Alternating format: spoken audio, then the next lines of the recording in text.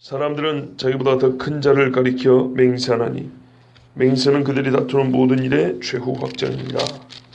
그는 영적을 기업으로 받는 자들에게 그 뜻이 변하지 아니함을 충분히 나타내시려고 그 일을 맹세로 보증하셨나니 이는 하나님이 거짓말을 하실 수 없는 이 두 가지 변하지 못할 사실로 말미암아 앞에 있는 소망을 얻으려고 피난처를 찾은 우리에게 큰 안위를 받게 하려 하심이라.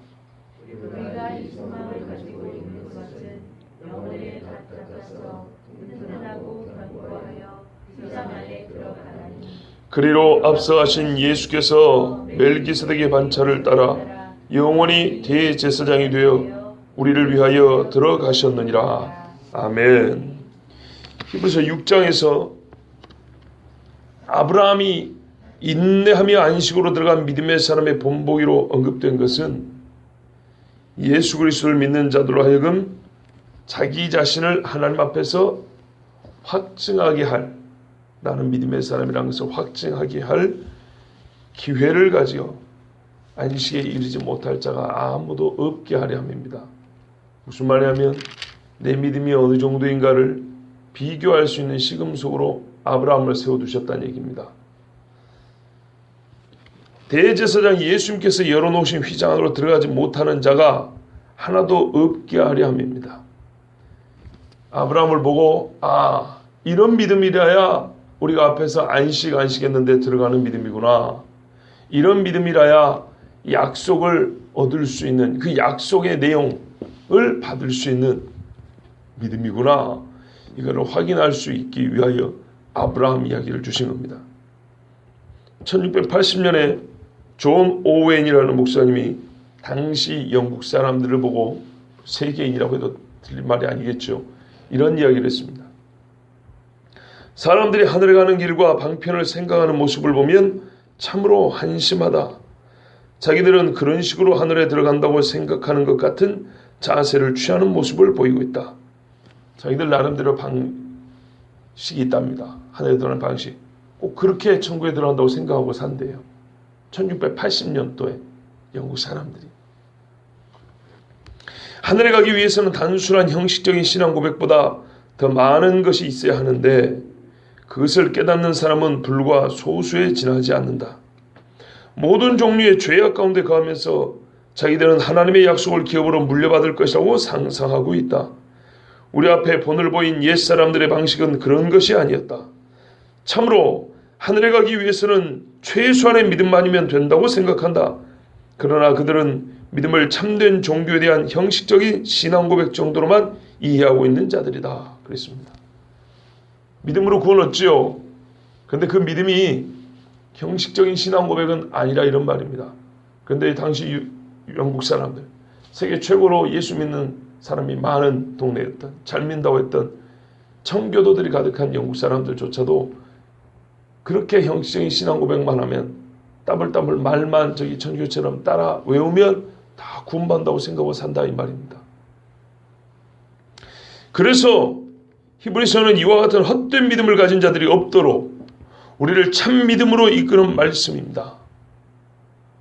정말 자기 영혼을 세상 무엇보다 귀하게 여기는 자라면 진정으로 예수께서 죄인된 나를 살리려고 십자가에 죽으시고 3일 만에 부활한 사실을 믿고 그분께 나의 영혼을 의탁한 사람이라면 아브라함과 같아야 합니다. 역사하는 믿음이 있어야 합니다. 믿음이 인내와 소망으로 나타나야 합니다.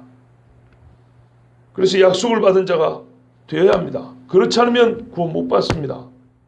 그거 이야기하려고 아브라함 이야기를 했다 이 말입니다. 하나님께서 자기 이름으로 맹세한 약속을 받지 못한 것은 순전히 믿음 없는 인간의 책임 말뿐인 신앙 고백 때문입니다.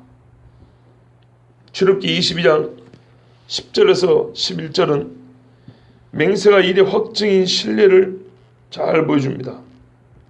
사람이 나귀나 소나 양이나 다른 짐승을 이웃에게 맡겨 지키게 하였다가 죽거나 상하거나 끌려가도 본 사람이 없으면 두 사람 사이에 맡은 자가 이웃의 것에 손을 대지 아니하였다고 여호와께 맹세할 것이요 그 임자는 그대로 믿을 것이며 그 사람은 배상하지 아니하려니와 그랬습니다.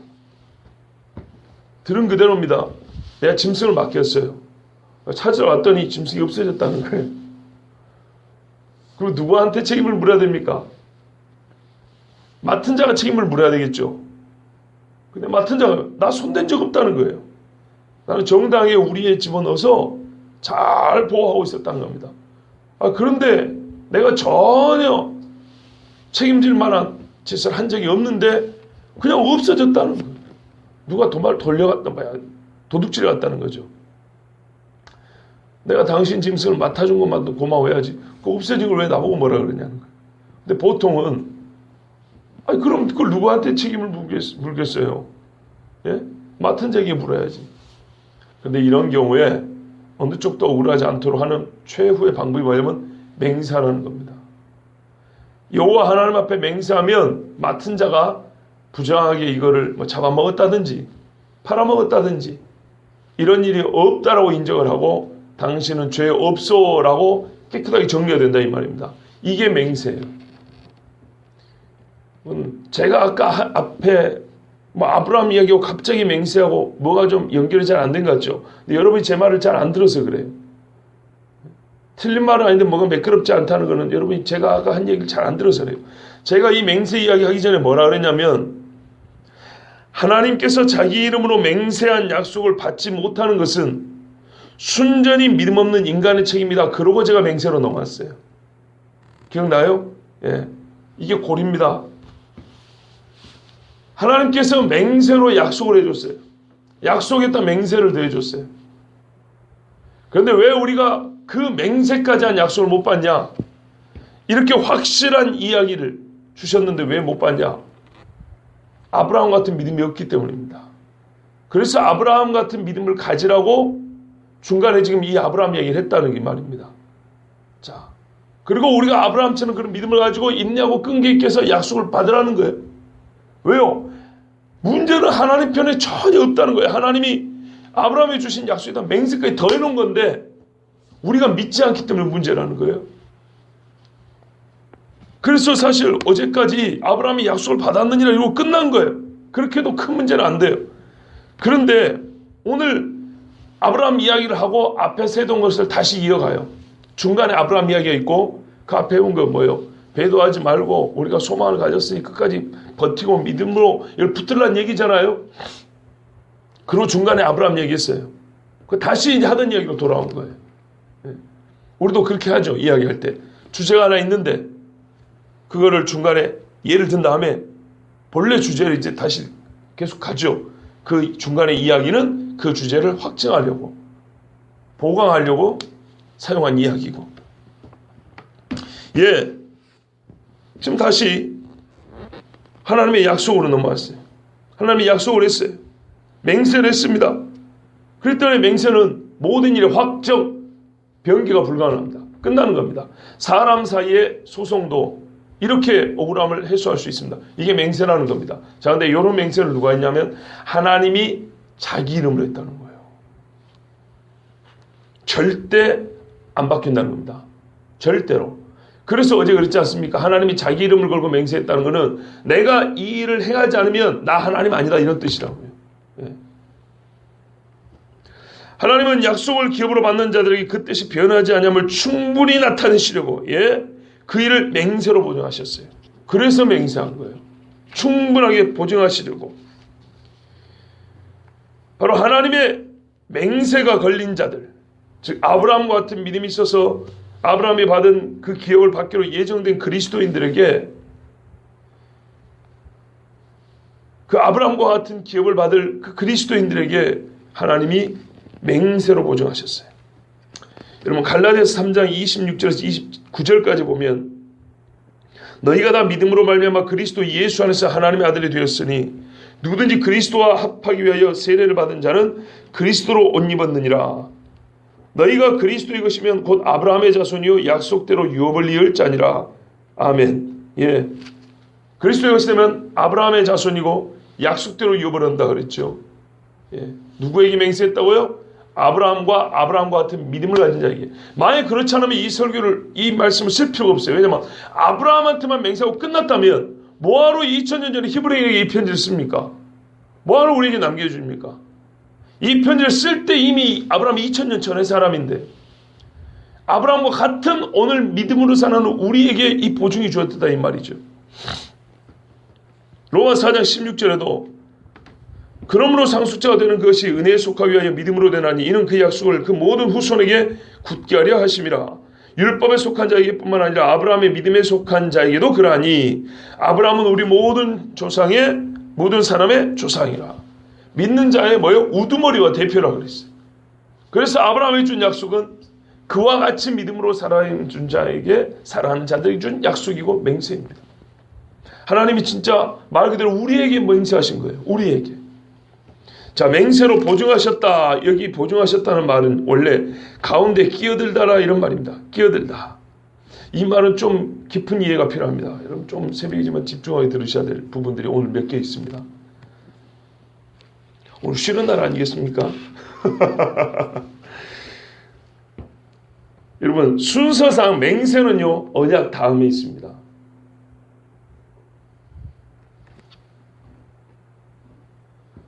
맹세는 언약의 다음에 있는 겁니다. 왜요? 맹세는 말의 확정이고 약속의 보증이기 때문에 1차 약속이 있고 거기다가 덧댄 게 맹세입니다. 그렇죠? 나 너랑 결혼할 거야. 그걸 어떻게 믿어? 증거를 대래요. 근데 증거를 댈 게 없어요. 뭐 1억 천금을 갖다 줄 것도 아니고 맹세해! 이러고 덧붙이는 게 맹세예요. 자, 그러면 한번 잘 보십시오. 언약과 성취 사이에 있는 게 맹세입니다. 그래서 끼어 있는 겁니다. 하나님 말을 헛되게 쓰지 않으시죠. 잘 보세요.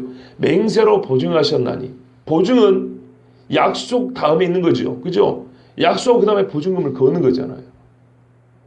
맹세로 중간에 끼어든 거예요. 어디요? 어디사요? 약속과 성취 사이에 맹세가 끼어든 거예요. 자, 그런데 하나님께서 누구에게 맹세하셨다 그럽니까? 오늘 6장에. 우리가 지금 며칠 동안 계속 든 게 뭐예요? 누구에게 맹세했어요? 아브라함에게. 참 재밌습니다. 하나님은 아브라함의 약속도 하셨지만 맹세하셨어요. 무슨 말이냐면 아브라함에게 맹세하기 전에 먼저 약속이 있었다 이 말입니다. 그렇게 되지요.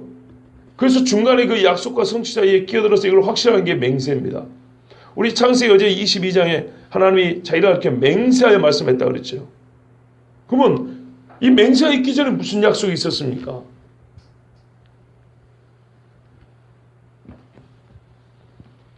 하나님은 언제 누구에게 무엇을 약속하셨습니까? 그리고 이 약속은 어째서 아브라함과 상관이 있는 것이 되어가지고 처음 약속의 당사자가 아닌 아브라함에게 다시 맹세하여 약속을 보증합니까? 이거 말하면 제가 지금 말씀드린 요지는 이겁니다. 원래 하나님의 약속은 아브라함하고 한 게 아니에요. 아브라함 전에 누구하고 한 건데 그 약속의 성취는 언제 있냐면 아브라함도 지나고 다윗도 지나고 한참 지나서 그 성취가 와요. 그런데 그 성취가 될 때까지 중간에 산 사람들은 전부 다 이 약속에 해당되는 사람들이에요. 약속의 상대들이에요. 그래서 중간에 있는 사람들이 계속 이 약속을 붙들고 있어야 돼요. 하나님은 변하지 않으니까. 사람은 죽고 살고 하지 않습니까? 그래서 그 살아있는 중간중간 사람들에게 또 약속을 하고 또 약속을 해요. 이때 약속은 뭐라고요? 처음 약속의 맹세의 성격이라고요. 그걸 이름하여 우리가 아담 언약, 노아 언약, 아브라함 언약, 다윗 언약 그렇게 말하는 거예요. 가장 근본적인 약속은 그 전에 있었던 거예요. 그게 뭘까요? 누구에게 한 걸까요? 결론부터 말씀드리면 하나님은 선택한 사람들이 이 땅에 아직 실존하기 전에, 즉 아브라함이 태어나기 전에 그리스도와 약속하셨습니다. 와, 새벽부터 이거 참 머리 복잡한 이야기라고 했는데 그러죠. 그리스도와 약속하셨습니다. 여러분, 하나님은 성삼위 일체로 계시죠. 우리가 골로새서 말씀을 진작에 들었습니다. 모든 구원의 계획이 어디서 나면 아버지로부터 나온다 그랬어요. 아버지로부터 언제 나왔습니까? 영원 전부터. 논리적으로 영원에는 전과 후가 없어요. 그런데 우리가 그냥 이해하기 쉽게 하면 영원 전부터 아버지의 계획을 세우셨어요. 성삼위일체 하나님인데 제2위격인 성자 하나님이 몰랐을까요? 성자 하나님의 동의 없이 성부 하나님 단독으로 계획을 세운 다음에 성자에게 명령을 합니까? 아니죠. 그 성자가 이 땅에 오셨을 때 그분을 우리는 육체로 오신 성자를 예수 그리스도를 한다고 했지요. 그래서 우리는 지금 이제 그리스도라는 말을 쓰는데 그리스도하고 약속을 하신 거예요. 원래. 여러분 놀랍지 않으십니까? 예? 저는요 이 이야기를 이 말씀을 볼 때 사도 바울이 도대체 얼마나 성경을 깊이 본 사람인가 혀를 내두를 정도예요. 어제 아침에도 제가 예배에 맞춰 기도하고 이제 집사람 들어가면서 그랬어요. 잠깐 문 앞에 서가지고 나는 히브리서를 보면서 사도 바울이 이 사람이 얼마나 성경을 사랑하는 사람이고 얼마나 성경을 깊이 봤는지 나는 정말 감동하지 않을 수 없다고. 이 세상에 사는 지금 현대 신학자들과 저 같은 목회자들이 성경을 본다고 봐도 읽은다고 읽고 연구한다고 해도 도대체 따라갈 수가 없다. 무슨 뭐 사도 바울은 가만히 있는데 성령이 그냥 막 내려가지고 그냥 정신이 없는 상태에서 성경을 쓴 거 아닙니다. 성령은 사도 바울로 하여금 성경을 연구하게 만든 겁니다. 성경을 이야기한 겁니다. 보지 않는 자에게 눈을 감은데 성경이 막 풀어 보인 게 아니고요. 성경을 실제로 쓰여있는 성경을 보고 연구하는 사도 바울에게 영감을 주셔서 깨닫게 하시고 비추신 겁니다. 정말 여러분 이 새벽이라도 힘들지만 나와 계시니까 여기서 어줍지 않은 설교도 들으니까 성경이 밝게 보이는 것이고 성령이 도와주시는 것이고 은혜를 주시는 것이지 만약 여러분 전혀 이 새벽에 나올 생각을 안 한다고 생각해 보십시오. 30년, 40년, 50년이 지나도 하나님 말씀하는 진리 그 깊이는 똑같습니다. 오히려 듣는 것이 둔해집니다. 여러분 정말 저는 놀래 자빠지지 않을 수가 없었어요. 예? 얼마나 하나님의 말씀을 사모했던지 이걸 어떻게 알았을까? 여러분 바울이 다른 성경을 쓴 것에 이렇게 두기로 했어요. 예를 들면 디도에게 이렇게 편지합니다. 디도서 1장 1절 2절을 보면 뭐라 하냐면요. 하나님의 종이요 예수 그리스도의 사도인 나 바울이 사도된 것은 사도된 이유는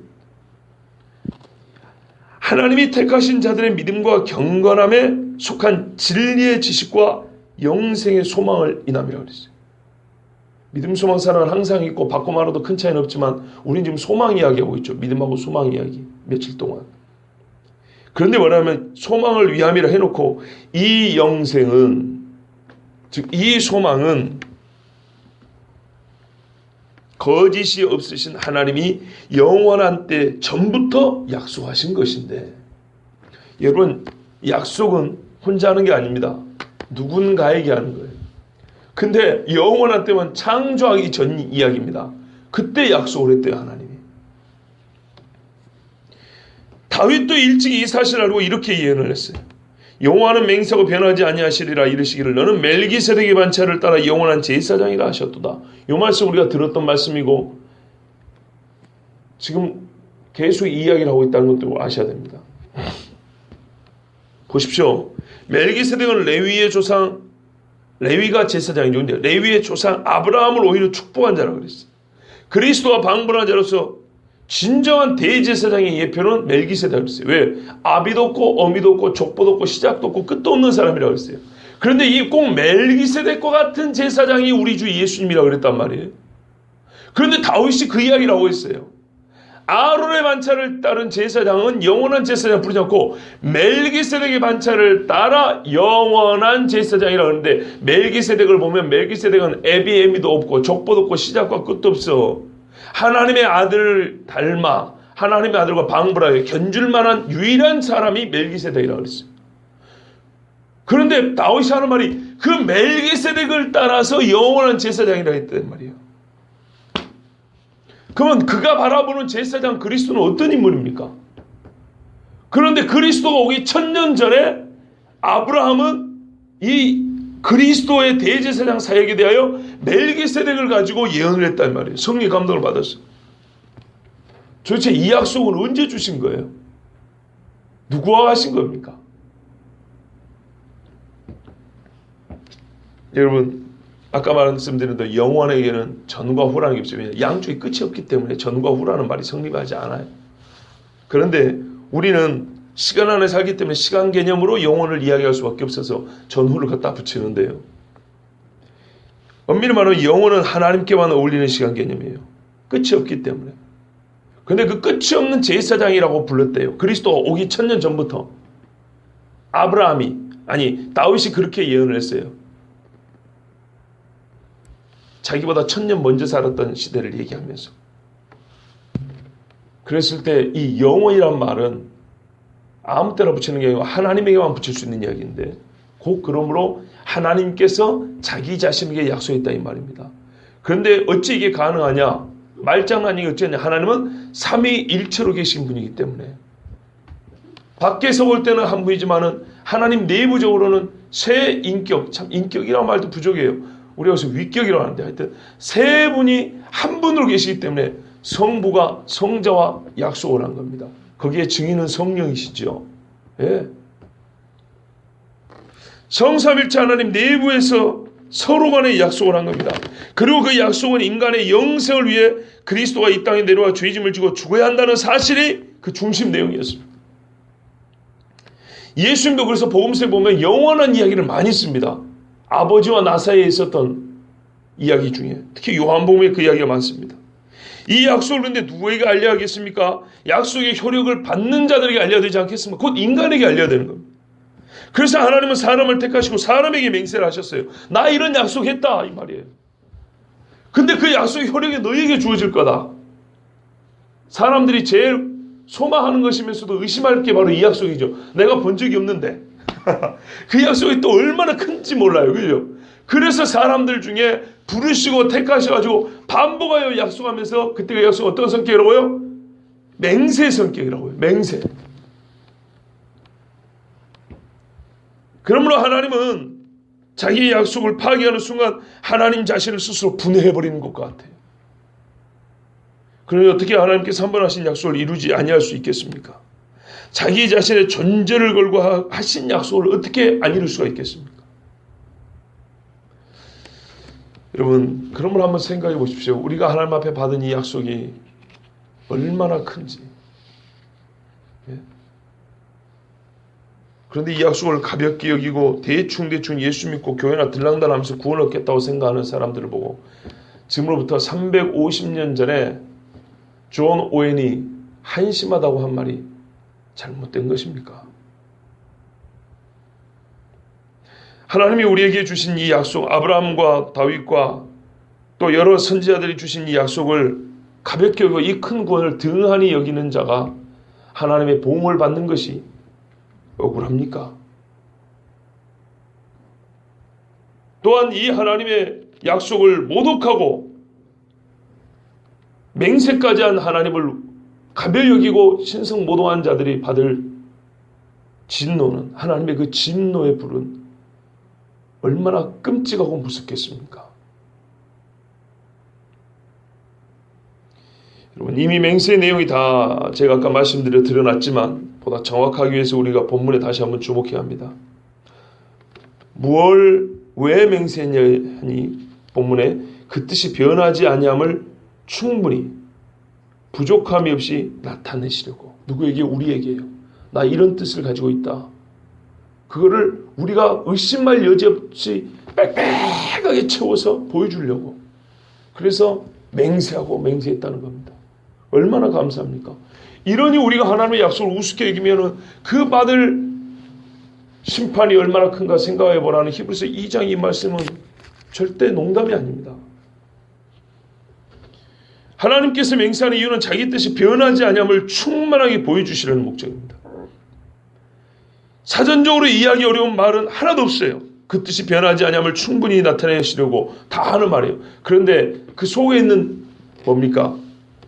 뭐랄까요? 그 속뜻이 어려운 말이 하나 딱 있어요. 그것은 그 뜻입니다. 그 뜻.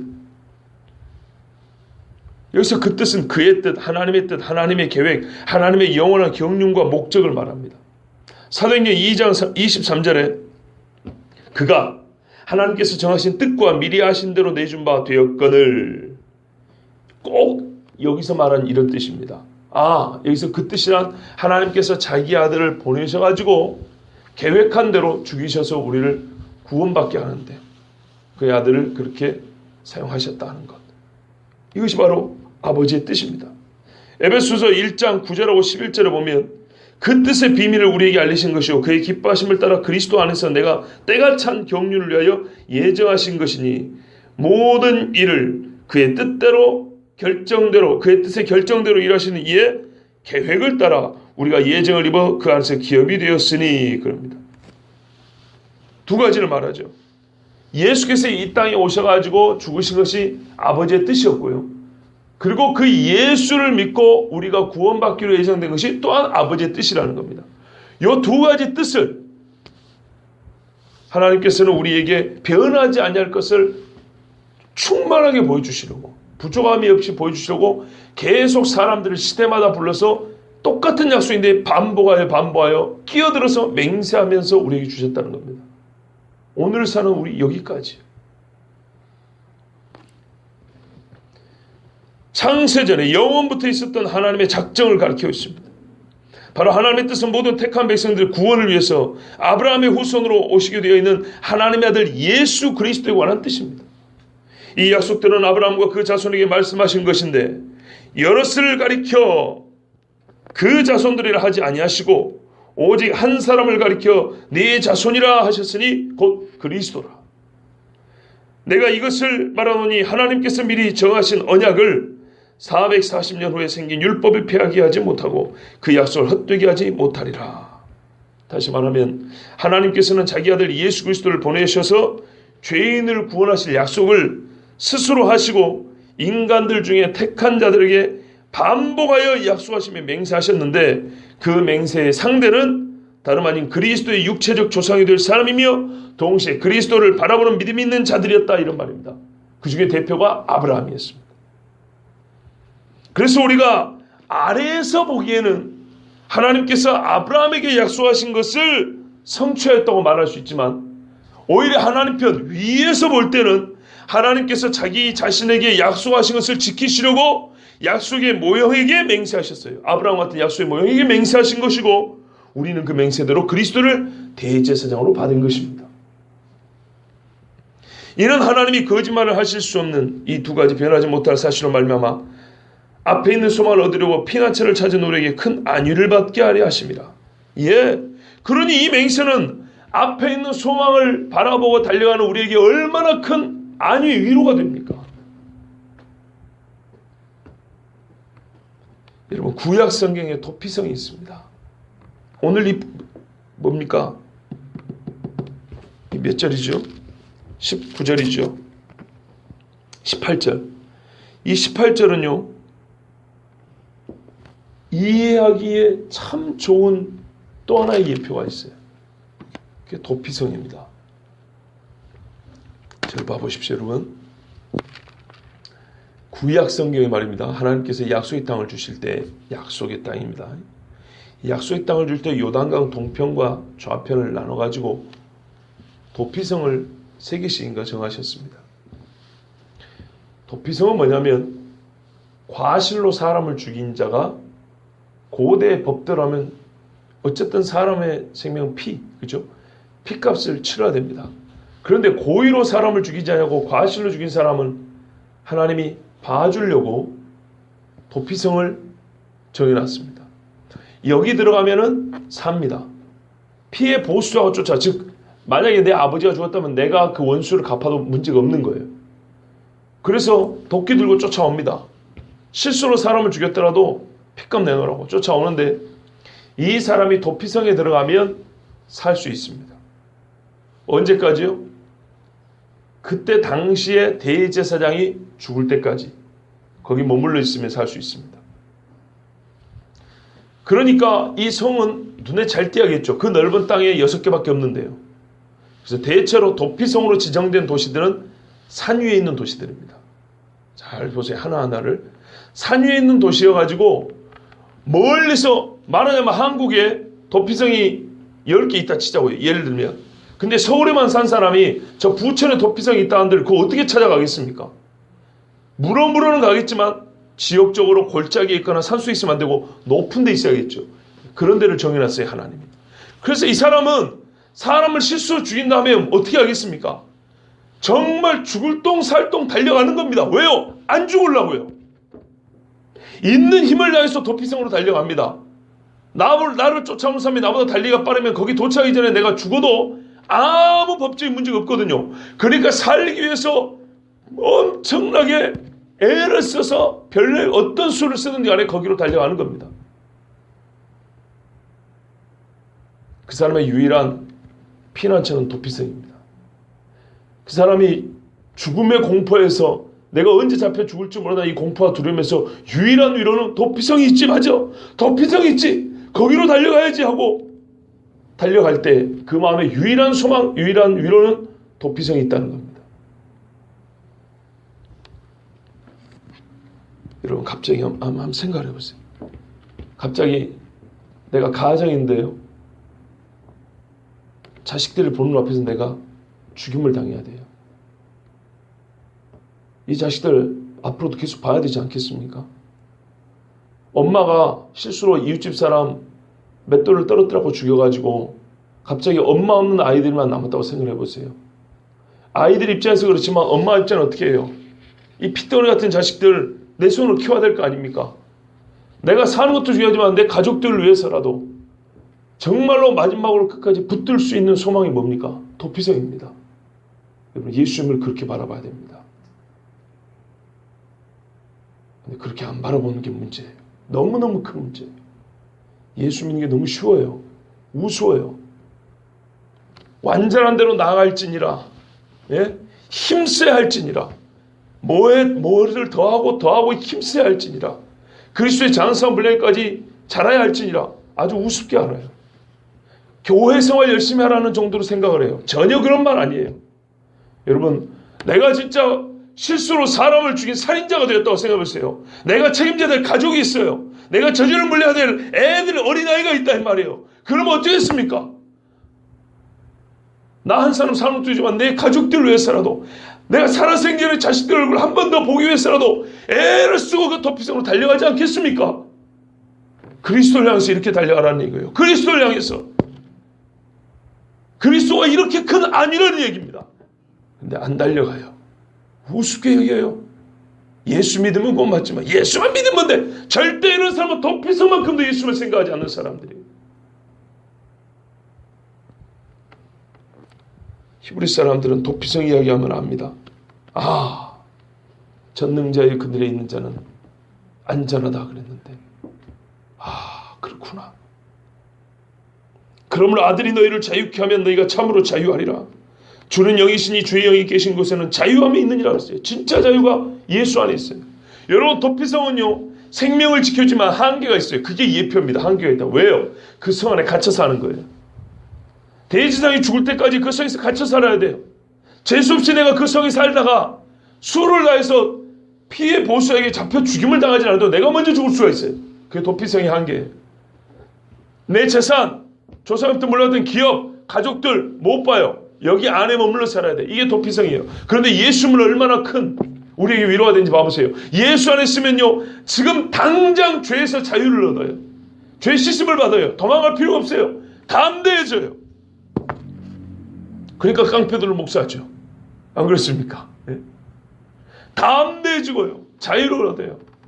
오히려 어떻게 됩니까? 예수 땅을 기업으로 받는다 그랬어요. 있는 땅도 농사 못 짓고 도망와야 되는 게 아니고 예수 안에 들어오면 천국을 기업으로 받는다 그랬어요. 그러니 얼마나 우리 주님이 큰 안위가 됩니까? 그런데 이 도피성을 향해 힘껏 달려가듯이 이 땅에 있는 악인들과 죄인들이 예수님을 향해서 죽음의 종로로 안 돼서 자유를 얻기 위해서 예수님을 향해서 달려가야 되는데 그렇지 않냐고 대부분의 사람들이 예수님을 조롱하고 예수님을 고작 성인군자 취급이나 하니 교회 와서 하나님의 말씀 듣고 기도합시다 해도 이 말을 우습게 여기니 이때가 종말이 아니면 뭐라고 말할 수 있겠습니까?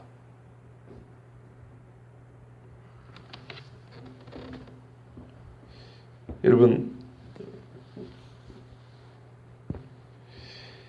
참 시간으로 보면 여기서 멈춰야 되는데요. 어떻게 할까요?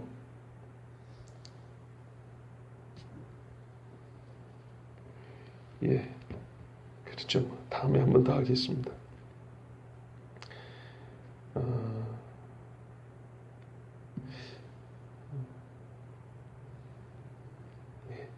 하겠습니다. 하나님은 거짓말하는 분이 아닌데 혹 사람이 거짓말하는 자라고 할까봐 그래서인지 본문은 맹세만으로도 충분한데요. 한 가지 더 약속이 확실함의 증거를 말해줍니다. 그것은 하나님의 속성 성품입니다. 맹세가 하나님의 말씀, 즉 말로 하는 거죠. 또는 행위라고 하면 하나님의 약속이 어떻게 변하지 않느냐는 증거로 하나님의 성품을 증거로 갖다 댑니다. 거짓말을 못하시는 분이다. 그것입니다. 하나님은 사람이 아니시니 거짓말을 하지 않으시고 인생이 아니시니 후회가 없으시도다 그랬습니다. 아까도 디도서에 이 영생 거짓이 없으신 하나님이 영원 전부터 약속하신 것이라 그랬습니다. 시편 89편 34절 36절에 내 언약을 깨뜨리지 아니하고 내 입술에서 낸 것은 변하지 아니하리로다. 내가 나의 거룩함을 한번 맹세하였은즉 다윗에게 거짓말을 하지 아니할 것이라. 그의 후손이 장구하고 그의 왕위는 해같이 내 앞에 항상 있으며 그랬습니다. 하나님이 변하지 않는다. 거짓말을 하지 않는다. 이것이 곧 우리가 받은 약속의 두 번째 보증입니다. 여러분, 저는 여러분에게 참 감사합니다. 이 새벽에 오신 분들에게는 감사한데요. 또 제가 하나님이 아니기 때문에 어떤 의미에서 감사할 이유가 없습니다. 하나님 앞에 서고자 하는 거야. 각자 자기 신앙이죠. 그런데 솔직히 여러분에게 조금 아쉬운 게 있습니다. 설교를 하다가 힘이 팍 떨어지는 경우가 있고요. 진짜 여러분 농담이 아니고 말씀을 전하다가 이렇게 무거운 추가 덜컥 내려가는 것처럼 그래가지고 말이 안 나오는 경우가 있습니다. 왜냐하면 저는 여러분의 신앙을 의심하지 않습니다. 아까 존 오웨이 목사가 비판했던 것처럼 그런 신앙이 난 한 분도 없다고 생각합니다. 진짜입니다. 다르게 말씀을 드리면 여러분이 돌아가셨을 경우에 제가 장례식을 치르면서 불확실한 설교를 하지 않고 확신에 차는 설교를 할 자신이 있습니다. 이분은 천국 가셨다고. 저는 여러분의 신앙 고백을 의심하지 않습니다. 다만 아쉬운 것은 제가 어제 새벽에 그랬다 그랬지요. 기도하고 마치고 들어가면서도 와, 사도 바울은 도대체 하나님을 얼마나 사랑했길래 얼마나 말씀을 깊이 연구하고 얼마나 즐거워했을까. 저는 지금 설교자이지만 제가 설교를 듣는 입장일 때 열심히 들었습니다. 제가 설교 열심히 하죠. 그죠? 꼭 이렇게 들었어요. 저희 아버지가 그래서 저보고 하는 소리가 니는 설교 듣는 태도같이만 공부하면 모든 시험에서 3분 안에 든다 그랬어요. 선생님 말씀 설교 듣는 것처럼 잘 들으라 그랬어요. 우리가 뭐라 했어요? 믿으라면 아브라함처럼 잘 믿으라고 지금 말씀하죠. 저는 그렇게 즐겁게 들었어요. 정말로. 그래서 하나님 앞에 죄도 많이 지었고 하나님 앞에 부끄러운 게 많은데도 불구하고 그런 생각 드는 거예요. 야, 나 같은 놈만큼도 성경을 좋아하지 않는다면, 하나님 말씀을 사모하지 않는다면 도대체 어쩌자는 얘기냐. 왜냐하면 내가 내 자신 알기 때문에 나는 하나님 앞에 큰 죄인인데 이 죄인마저도 하나님의 말씀이 좋아가지고 설교를 들을 때나 전할 때나 진짜 뭘 하나 발견하면 입이 한방만해져요. 그런데 도대체 나 같은 죄인도 이렇게 즐거워할 수 있는데도 불구하고 이 시대에 하나님의 말씀을 즐거워하는 자가 이렇게 없다면 도대체 이 시대는 도대체 어떻게 된 시대란 말이냐. 나는 이게요. 가슴이 답답해지는 겁니다. 물론 모든 사람이 나이가 들면 얼굴이 좀 굳어집니다. 표정이 민감하지 않아요. 사춘기 때는 낙엽만 떨어져도 막 깨르르 깨르르 한다 그러잖아요. 그죠? 어린아이 그렇죠? 근데 저만 봐도 어릴 때하고 지금하고는 달라요. 아주 시원한 웃음이 예전만 못해요. 예. 저번에 말씀드렸지만 삐삐 쓸 때, 약 20년 전에 삐삐 쓸 때 친구들이 저한테 일부러 삐삐를 남겼어요. 왜냐하면 제 목소리를 들으면 마음이 즐겁고 시원해진다고 했어요. 그런데 그때만 못하다고 생각해요. 제 자신을 봐도. 근데 여러분, 저는 평상시에 좀 밝은 얼굴입니다. 잘 모르시겠지만 이 자연스럽잖아요. 약간의 미소가 자연스럽잖아요. 저는 여러분한테 솔직히 그것이 좀 보고 싶어요. 이건 설교 외적인 이야기입니다. 여러분, 주님 앞에 우리가 사는 날이 길지 않습니다. 충분하게 표현하십시오. 도피성에 갇혀 있는 것처럼 왜 그렇게 표현을 하기가 어려우십니까? 하나님 말씀을 들을 때, 야, 그렇구나 하면 어린아이처럼 얼굴이 한방 만해져도 누가 뭘 안 합니다. 창피하지 않습니다. 또 하나님 말씀에 치는 이렇게 막 경고하는 말씀 드리면 무관심한 게 아니고 가슴을 이렇게 들으면서 쳐도 괜찮습니다. 이것이 하나님 앞에 정당한 반응입니다. 나는 그렇지 않냐고 속으로는 다 받고 있다. 아니요. 그걸로 부족해요. 여러분, 다윗을 보세요. 법궤가 오는데 2번 춤을 췄어요. 배에 에봇을 입고 옷이 질질 내려왔습니다. 그랬더니 부인 미갈이 뭐라 하냐면, 아이고 오늘 이스라엘의 왕이 얼마나 참 멋지시던지 참 부녀자들 앞에서 바지가 질질 내려왔는데 대단하십디다 그랬어요. 그때 다윗이 몇 살인지 아십니까? 적어도 40대입니다. 그리고 그 이후에도 다윗은 여전하게 생활을 했습니다. 여러분, 고대 시대에 40이면 많이 먹은 겁니다. 아시죠? 다윗 70에 죽었습니다. 그때 당시 사람들 수명이 그렇게 길지 않습니다. 아주 고대는 진짜 오래 살았고요. 수명이 점점 떨어졌고, 요즘에는 의학의 발달로 조금 다시 늘은 겁니다. 조금 늘은 건데 그 중간에는 사람이 60살아도 많이 살았습니다. 지금부터 500년 전만 하더라도 대개 수명 보면 60대 죽습니다. 그러면 40이 넘었다는 얘기는 다윗이 인생의 3분의 2가 넘어갔다는 얘기입니다. 예. 그런데 다윗이 그것도 왕의 신분으로 그렇게 막 뛰었습니다. 근심하면 가슴을 치고 울었고요. 울면서 기도할 줄 알았습니다. 저는 그래서 여러분들이 울면서 기도하는 걸 볼 때는 너무 즐거워요. 마음이 즐거워요. 제가 나이는 어리지만 목회자 입장에서 말씀드리는 겁니다. 그런데 여러분이 하나님 앞에 웃지 못하는 것을 볼 때는 즐겁지 않아요. 눈물을 보고 즐겁고 웃음을 보고도 즐거웠으면 좋겠어요. 하나님 앞에 웃을 수 있는. 혹시 지난날에 교회에 어려움이 있고 그때 어떤 마음의 이 상처들이 여기 배어 있는지 모르겠어요. 이거는 이제 씻을 때가 됐어요. 벗겨버릴 때가 됐어요. 하나님 앞에 회개했으면 자유함을 얻어야 되는데 아직까지 그러지 못한 것 같아요. 제가 그게 너무 마음이 아파요. 교회에 새로운 분들이 왔을 때도 반갑게 웃을 수 있고 그렇잖아요. 새가족 그 위원들만 앞에 안내위원들만 웃는 게 아닙니다. 예수 믿는 사람들은 기본적으로 희락이 있다고 했어요. 희락이. 예. 이것이 바른 신앙의 모습입니다. 저는 그것이 여러분에게 정말 아쉽습니다. 다시 말씀드립니다.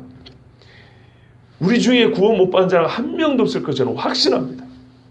그런데 이 확신에 찬 이 구원을, 이 안위를 왜 즐겁게 누리지 못하시는지 저는 그게 너무 아쉬운 겁니다. 목회자로서 제가 해야 될 게 뭐겠습니까? 예수 믿고 구원만 받을 수 있는 말씀만 전할까요? 아니면 그 구원을 누릴 수 있는 말씀도 전할까요? 저는 이 두 가지를 하고 싶습니다. 그래서 저는 여러분에게 오늘도 한번 이 말씀을 더 드립니다. 오늘 사실은 20절까지 아주 깔끔하게 딱 마치고 주일부터 다시 새 장을 시작하려고 했는데 시간도 좀 가고 그리고 이 큰 안위의 이야기를 들으면서도 죄송하지만 너무나 어두우세요. 그래서 제가 설교하는 입장에서 솔직히 말씀드리면 도시 설교를 하기 어렵습니다. 그래서 여기서 멈추게 됐습니다. 서로 간에 은혜가 되는 그런 언어도 있어야 되겠고 서로 간에 더 은혜가 되는 그런 어떤가요? 우리의 삶의 그 관계들도 또 우리의 그런 반응들도 필요하다고 생각합니다. 여러분 기쁜 찬송 부를 때는 박수 치죠.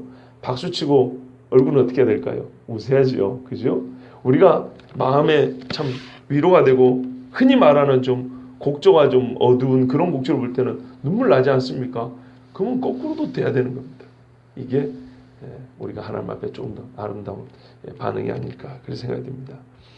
예, 하나님께서 우리에게 맹세하시고 다시 한번 약속해 주셨습니다. 도피성 예수 그리스도의 예표이고요. 우리는 최소한 도피성 이상으로 예수 그리스도를 바라보고 달려가야 되겠습니다.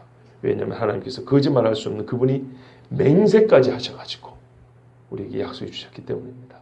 기도하겠습니다.